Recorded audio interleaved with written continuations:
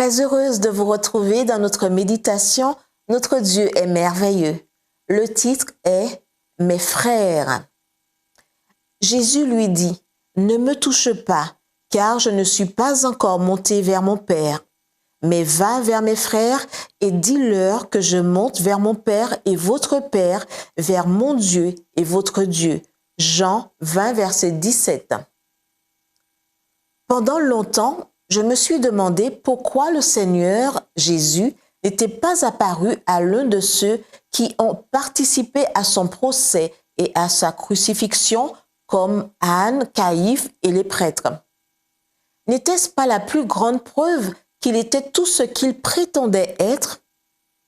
Le Fils de Dieu, le Messie, le Rédempteur du monde. Il n'est pas apparu à ces chefs religieux parce qu'ils avaient simplement décidé de ne pas croire. Si les puissants miracles que le Seigneur avait accomplis sous leurs yeux, y compris la résurrection de Lazare, n'avaient pas réussi à les convaincre de sa divinité, que pouvaient-ils faire d'autre? Comme il a dit lui-même, s'ils n'écoutent pas Moïse et les prophètes, ils ne se laisseront pas persuader, même si quelqu'un ressuscitait d'entre les morts. Luc 16, verset 31.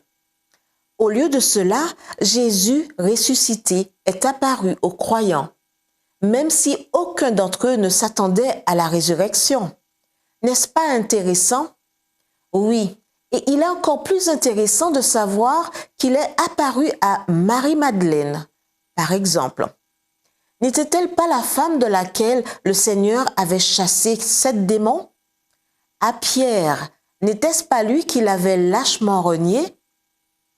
À Thomas, n'est-ce pas Thomas qui avait douté que Jésus soit ressuscité?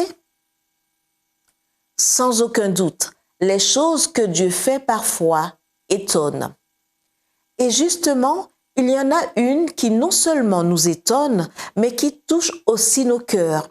Le moment où le Sauveur ressuscité dit à Marie-Madeleine, « Mais va vers mes frères et dis-leur que je monte vers mon Père et votre Père, vers mon Dieu et votre Dieu. » Il a dit, « Mes frères, pourquoi frères?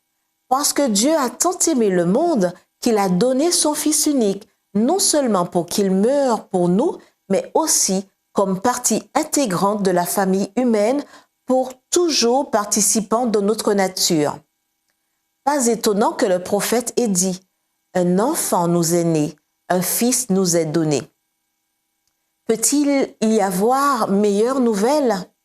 Le Christ est et sera toujours notre Sauveur et notre frère.